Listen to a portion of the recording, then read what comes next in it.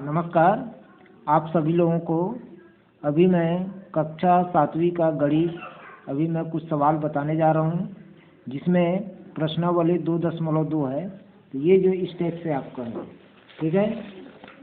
ये आपका प्रश्नावली 2.2 परिमेय संख्या को संख्या रेखा पर अपने को दिखाना है, ठीक है। तो अब जैसे कि ये एक परिमेय संख्या है 2/3 है, तो 2/3 को हम परिमेय संख्या में कैसे दिखाएंगे? सबसे पहले तो अपने को संख्या रेखा बनाना आना चाहिए। तो संख्या रेखा कैसे बनाते हैं? जैसे कि ये आपका एक रेखा खींचेंगे हम। अब इस रेखा में कोई मध्य बिंदु लेंगे, हम शून्य लेंगे, ठीक है। तो शून्य लेंगे।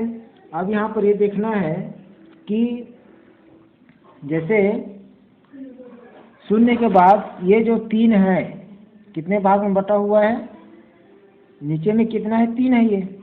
तो कितने, एक को हमको 3 भाग में बताना पड़ेगा, तो बांटना पड़ेगा। तो इसे हम यहाँ से यहाँ तक की जो दूरी कितना है आपका 1/3 बोलेंगे। उसके बाद 2/3 हो जाएगा। उसके बाद जो है यहाँ पर 3/3 हो जाएगा। अब मैं यहाँ 3 तक क्यों लिखा हूँ? क्योंकि 3/3 मतलब इसको क्या मानेंगे हम? 1 मानेंगे, ठीक है। यहाँ से यहाँ तक की जो दूरी कितना है आपका 1 है।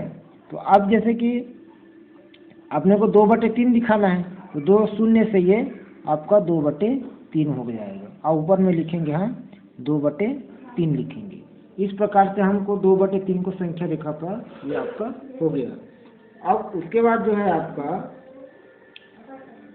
ऋण 5/9 है, ठीक है। तो ऋण 5/9 को संख्या रेखा पर कैसे दिखाएंगे? जैसे ऋण 5/9 है ना, तो ऋण 5/9 को अपन को संख्या रेखा पर दिखाना है। तो सबसे पहले अपन फिर संख्या रेखा बनाएंगे हम। जैसे ये इस प्रकार से है आपका, ठीक है। इस प्रकार से हम संख्या रेखा बनाएंगे। अब सबसे पहले हम शून्य लेंगे। हम मान लो हम यहाँ पर शून्य ले लेते हैं, शून्य लेंगे। अब दूसरी बात क्या है, जो 5/9 जो है ऋणात्मक है, तो ऋणात्मक और शून्य के जो दाईं ओर होते हैं धनात्मक और बाईं ओर क्या होती है? ऋणात्मक होती है। अब दूसरी बात ये देखना है कि ये जो 9 है क्या है, इसको मतलब एक जो है 9 भाग में टूटेगा। तो अपने को जैसे कि यहाँ से यहाँ तक की जो दूरी कितना है, 1 हो गया, फिर 2 हो गया, फिर कितना हो जाएगा? 3 हो जाएगा, फिर 4 हो जाएगा, फिर ये 5 हो जाएगा, फिर 6 हो जाएगा, फिर 7 हो जाएगा, फिर 8 हो जाएगा, फिर ये 9 हो जाएगा। 9 भाग में तोड़ना है अपने को, ठीक है। तो अब जो है इसको हम यहाँ से यहाँ तक की दूरी कितना माने हैं? ऋण 1/9, उसके बाद ऋण 2/9, फिर ऋण 3/9, फिर ऋण 4/9, फिर ऋण 5/9, फिर ऋण 6/9, ठीक है। उसके बाद ऋण 7/9, फिर ऋण 8/9 और फिर ये ऋण 9/9 हो जाएगा। तो इस प्रकार से हम संख्या रेखा बनाते हैं। अब ऋण 9/9 को यहाँ से यहाँ तक की दूरी कितना है? इसको मानेंगे ऋण 1। तो यहाँ से यहाँ तक की जो दूरी है आपका ऋण 1 है। अब यहाँ पर दिखाना है अपने को ऋण 5/9 दिखाना है। तो ऋण 5/9 कहाँ पर है? ये यहाँ पर है ये, ठीक है। तो ऋण 5/9 है, ऐसा हो जाएगा ये। तो ये अपने को ऋण ये 5/9 आ गया, सॉरी, इसको हम ऋण 5/9 लिखेंगे। तो इस प्रकार से आपका सवाल बन गया। उसके बाद और देखना है, ये आपका सवाल जो है 2.2 का एक और 2 सवाल हो गया आपका। उसके बाद जो है आपका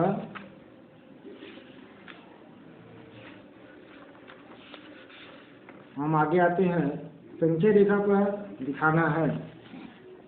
ये सवाल है आपको दूसरा, संख्या रेखा पर बताना है कि कौन सी परिमेय संख्या क्या है? छोटी है ये।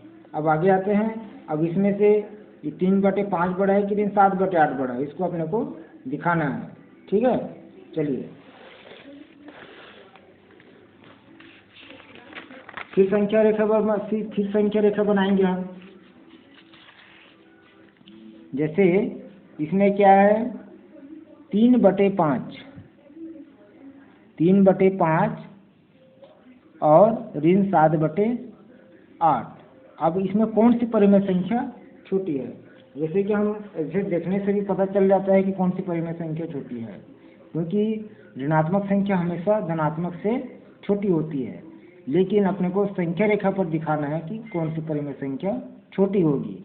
तो अब जैसे एक संख्या रेखा बनाएंगे हम। ये संख्या रेखा बन गया। अब बीच में अपन क्या है, शून्य लेंगे हम, ठीक है। दूसरी बात, यहाँ पर जो 3/5 है धनात्मक है, तो शून्य के बाईं ओर क्या हो जाएगा, धनात्मक संख्या है।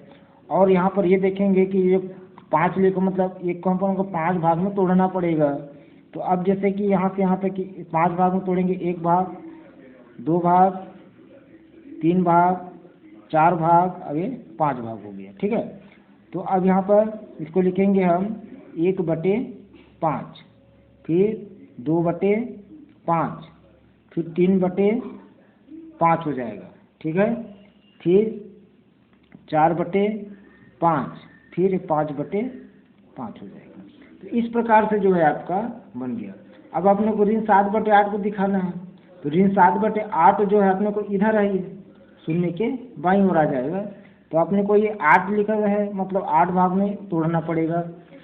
तो अब जैसे यहाँ पर 1, 2, 3, 4, 5, 6, 7 और ये 8 हो जाएगा। तो इसको क्या मानेंगे, ऋण 1/8, ऋण 2/8, ऋण 3/8, ऋण 7/8 हो जाएगा।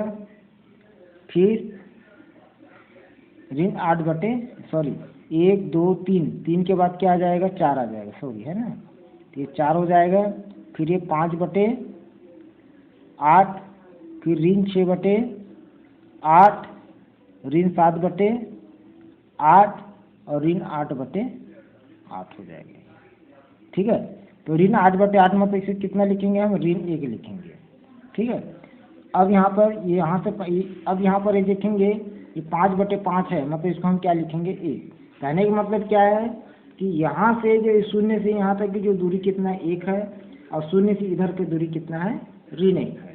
अब इसमें ये देखना है ऋण धन ये 3/5 है, 3/5 मतलब ये वाला है, तो क्या शून्य से 3/5 तक है। तो 3/5 जो है आपका, इसको ऐसा दिखाएंगे हम, शून्य से 3/5, तो इसको क्या लिखेंगे, 3/5 हो जाएगा। अब जो है यहाँ पर जैसे कि अब यहाँ पर ऋण 7/8 दिखाना है अपने को, तो ऋण 7/8 जो है आपका कितना हो जाएगा, ये 7/8 कहाँ पर है, यहाँ पर है ये ऋण 7/8। अब इसमें ये देखना है कि ये जो ऋण 7/8 है, ऋण 7/8 बड़ा है कि 3/5 है। हम जानते हैं कि ऋणात्मक संख्या जितनी बड़ी होती है उसका मान उतना छोटा होता है, समझ गए, है ना। अब ये 3/5 है, अब ये ऋण 7/8, तो ऋण 7/8 मतलब ऋणात्मक संख्या जितनी बड़ी होती जाएगी उसका मान उतना कम होता जाएगा। इसीलिए जो है ऋण 7/8 क्या है, छोटी होगी, है ना। तो ऋण 7/8 छोटी है किससे, 3/5 से। तो इस प्रकार से आपका सवाल जो है बन गया, ठीक है। ये देखते जाओ। तब तक के लिए नमस्कार, धन्यवाद, जय हिंद, जय छत्तीसगढ़।